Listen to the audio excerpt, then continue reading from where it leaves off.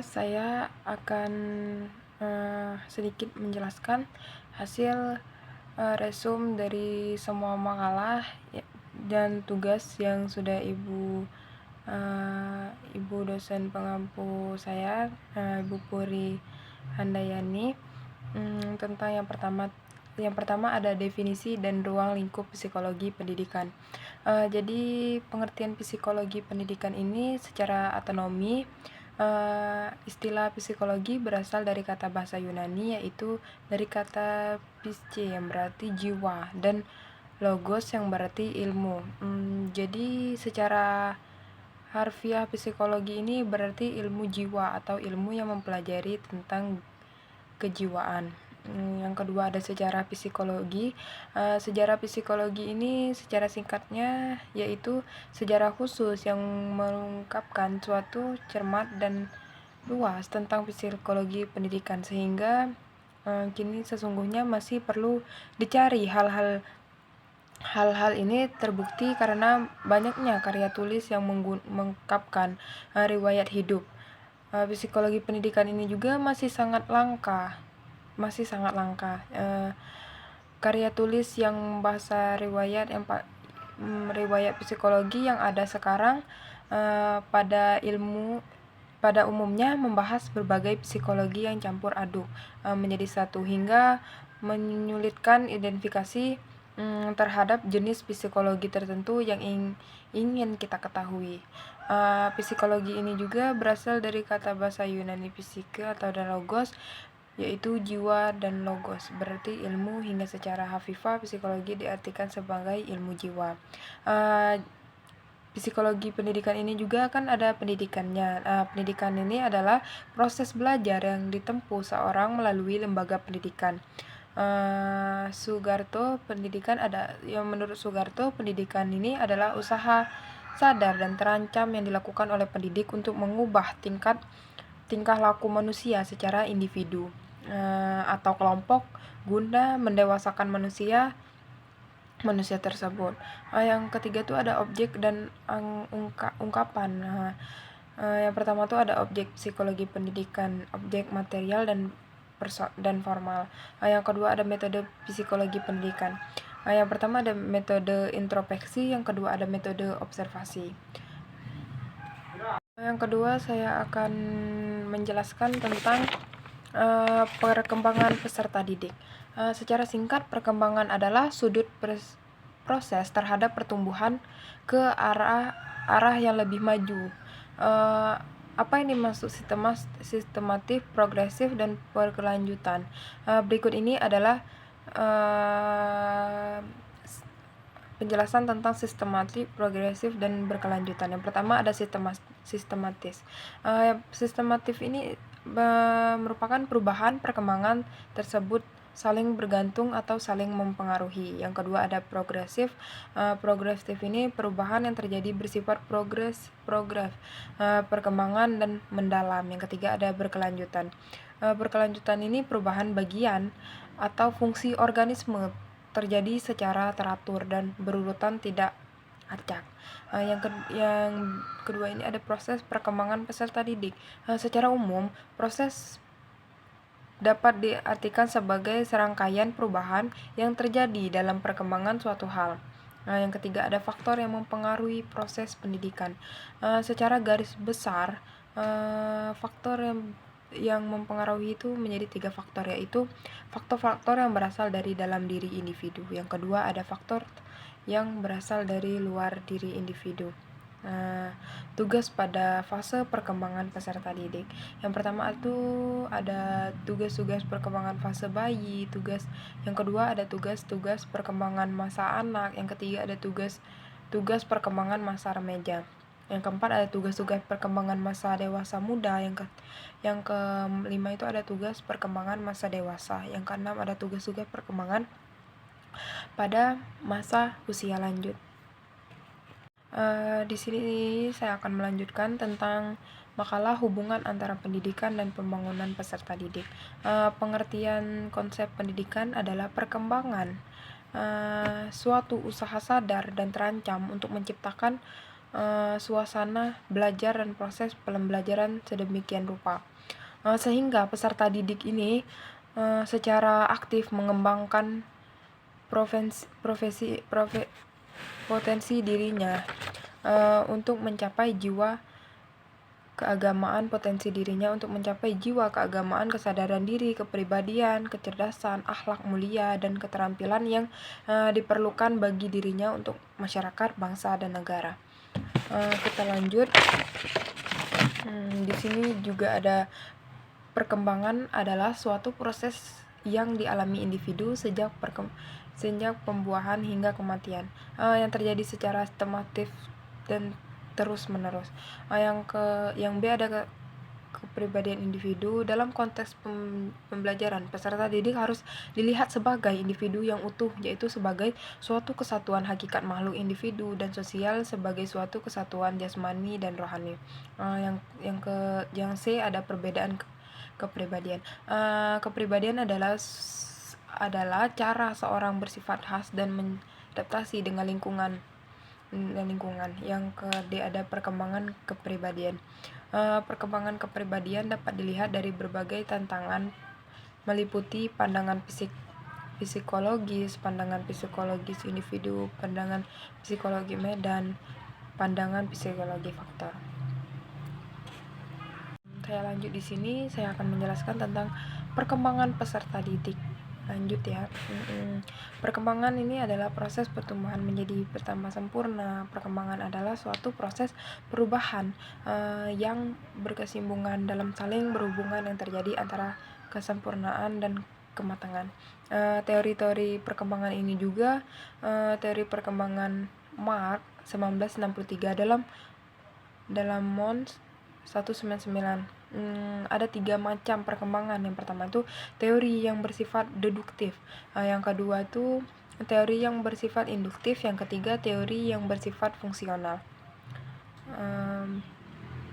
Menurut salah satu teori teori Boulder 1963 ini ada 5 tingkatan perkembangan psikis seseorang, yaitu permulaan, yang kedua pemanjakan, yang ketiga menajam masa individu, yang keempat menurunan, yang keempat akhir hidup. Kepribadian peserta didik. Kepribadian ini adalah penyesuaian diri dari suatu proses respon individu, baik bersifat perilaku maupun mental. Kita lanjut.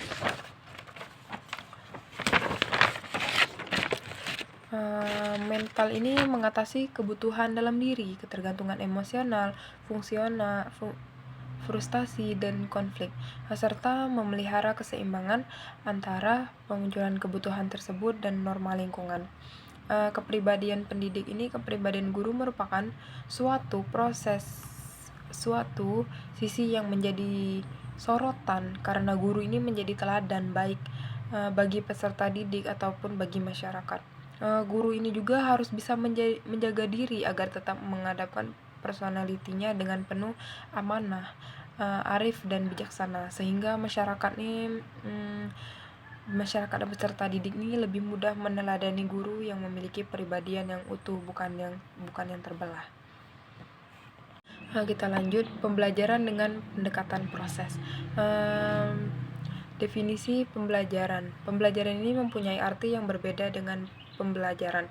Pembelajar sebagai proses belajar yang dibangun oleh guru untuk pengembangan berpikir kreatif yang dapat meningkatkan kemampuan ilmu.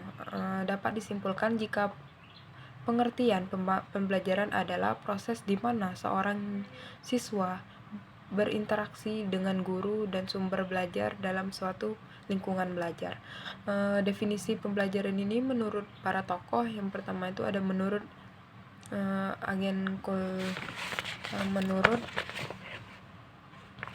Agen Coulson 2001 ini hubungan antara stimulus dan respon dipengaruhi oleh beberapa faktor, yaitu yang pertama ada faktor bahwa belajar terjadi jika seorang siswa menghadapinya. Yang kedua ada menyatakan hubungan antara stimulus dan respon dalam belajar mengulat atau melemah karena eksistensi dan auransi mengulangi suatu hubungan atau latihan yang dilakukan. Yang ketiga ada menurut Kolb. Menurut Kolb ini belajar adalah suatu proses pengetahuan yang diciptakan melalui transformasi dan pengalaman.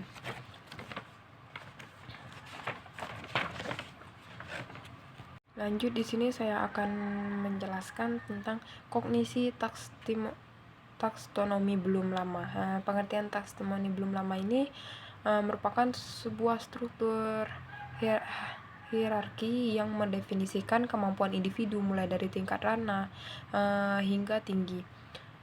Sejarah taksonomi Bloom ini bermula ketika awal tahun 1950-an. Ranah atau domain dalam taksonomi Bloom yaitu domain kreatif, efektif, dan domain psikomatik.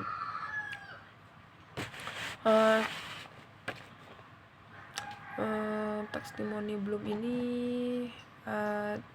yang pertama itu ada kognisi taksonomi belum lama, yaitu yang pertama ada pengetahuan, bersangkutan kemampuan untuk mengenai dan mengenai perselisihan definisi. Yang kedua ini ada pemahaman. Yang ketiga ini ada aplikasi atau application. Yang keempat ada analisis. Yang kelima ada sistematis. Yang keenam ada evaluasi.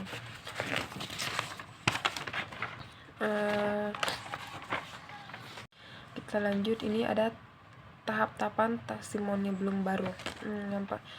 Proses perubahan tahap-tahapan taksonomi Bloom lama hingga revisi. Terdapat perubahan dalam urutan tahapan taksonomi Bloom. Perubahan ini terjadi pada istilah yang digunakan dalam revisi taksonomi Bloom. Ada perubahan dalam penamaan kategori pada tingkat benda menjadi kata kerja. Perubahan ini dilakukan untuk memenuhi dengan tujuan pendidikan. Tujuan pendidikan mengungkap bahwa siswa yang memiliki kemampuan untuk melaksanakan sesuatu tindakan dengan tingkatan kata benda. Yang pertama ada kategori pengetahuan di dalam taksonomi Bloom berupa menjadi kata mengingat. Yang kedua ada memahami menjadi kategori memahami. Yang ketiga ada kategori aplikasi telah berubah menjadi penerapan. Yang keempat ada kategori analisa berubah menjadi analisis. Yang kategori sistematis telah berubah menjadi menciptakan. Keenam ada kategori evaluasi telah berubah menjadi mengevaluasi. Saya lanjut, di sini ada tahap-tahapan kognisi taksonomi Bloom. Profil Benjamin Samuel Bloom. Benjamin Samuel Bloom ini lahir di Landsport dan meninggal pada tahun 13 September 1999 pada umur 86 tahun.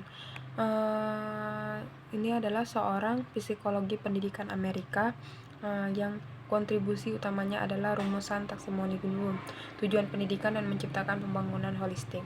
Pengertian taksonomi Bloom ini, teori belajar taksonomi Bloom ini disebut taksonomi pendidikan. Taksonomi ini berasal dari dua kata Yunani yaitu tesein yang berarti mengklarifikasikan dan nomos yang berarti prinsip atau aturan dasar.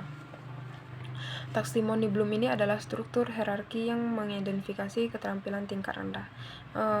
Di sini juga ada mengingat. Kemampuan mengingat ditandai dengan pengambilan informasi dari memori jangka panjang. Pengetahuan yang diperoleh dapat berupa pengetahuan faktual, konseptual, prosedural, bahkan kognitif.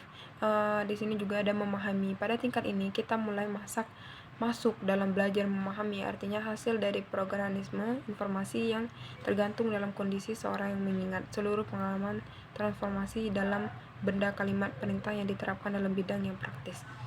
Menerapkan dalam ranah kognitif. Penerapan adalah kemampuan menggunakan intuitif verbal dalam situasi tertentu.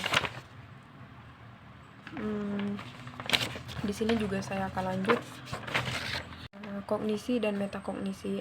Definisi inteligensi. Pengertian inteligensi ini berkata inteligensi dari kata lain intelliger yang berarti organisasi menghubungkan atau menyatakan suatu dengan yang lain. Pengukuran inteligensi. Pengukuran inteligensi masing-masing individu berbeda dalam Segi inteligensi dapat diketahui taraf inteligensi seseorang menggunakan tes inteligensi. Definisi metakognisi.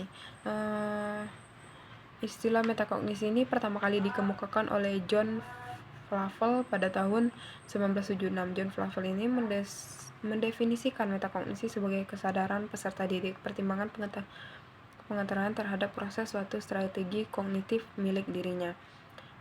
Komponen metakognisi ini dibagi menjadi 4, yaitu perencanaan, pemantauan, pengevaluasi, relevisian. Peran metakognisi ini, pembelajaran memiliki peran penting dalam pengembangan kemampuan berpikir siswa melalui aktivitas belajar di sekolah. Kemampuan berpikir metakognisi ini dapat berkembang melalui kegiatan pembelajaran yang memungkinkan siswa untuk terlibat secara aktif. Baik, kita lanjut. Konsep kreatif dan keberkatan. Definisi kreatif ini, kreatif termasuk kata yang mudah untuk diucapkan tetapi sangat susah untuk diartikan. Kreatif berasal dari kata to create yang berarti membuat, atau menurut Kamus Besar Bahasa Indonesia ini, kreativitas adalah kemampuan untuk menciptakan suatu daya atau daya diciptakan menghasilkan sesuatu. Yang kedua ada faktor pendukung. Yang pertama ada keterbukaan, yang kedua ada memperoleh kekayaan batin, yang ketiga memproduksi hasil pengalaman, yang keempat ada penilaian hasil kerja dan pengembangan. Keterhambatannya itu hambat psikologis, hambat budaya, hambat lingkungan. Pengertian pendukung kognitif ini merupakan pendekatan yang menghubungkan terapi kognitif dan terapi pelaku terhadap kognitif, menemukan bahwa perilaku adalah proses mental di mana individu secara aktif. Ada karakteristik pendekatan kognitif. Yang pertama ada respon emosional, kecerdasan menjemuk, kebutuhan dan keinginan dasar. Keempat, pengelolaan urgensi, pendidikan inklusif, dan pengembangan kreativitas. Kita lanjut juga materinya tentang anak berkebutuhan khusus. Jadi karakteristik anak berkebutuhan khusus ini, cacat mental. Untuk anak berkebutuhan khusus ini, pada mulanya pengertian anak berkebutuhan khusus adalah anak cacat, baik cacat fisik maupun cacat mental. Kemudian berkembang menjadi anak yang memiliki kebutuhan individu yang tidak bisa disamakan dengan anak normal. Keterlambatan mental. Gangguan perkembangan perspektif pada anak yang ditandai dengan adanya gangguan keterlambatan dalam bidang kognitif, bahasa, perilaku, dan interaksi sosial. Yang ke-C ini ada faktor penyebab retensi mental. Suatu keadaan perkembangan mental yang terhenti atau tidak lengkap yang ditandai dengan adanya bahasa, motorik, dan sosialnya.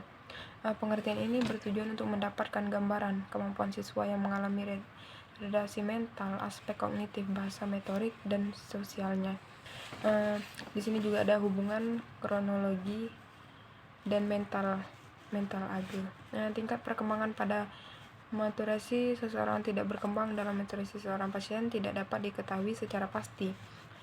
Dapat diketahui dari usia kronologi dikarenakan adanya variasi waktu mencapainya penumbuhan. Kita lanjut juga di sini ada evaluasi pendidikan. Subjek evaluasi ini, yang dimaksud dengan subjek evaluasi adalah orang yang melakukan pekerjaan evaluasi.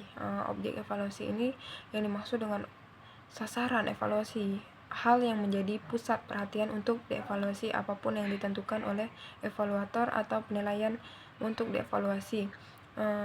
Fungsi evaluasi ini pendidikan. Secara psikologis, anak didik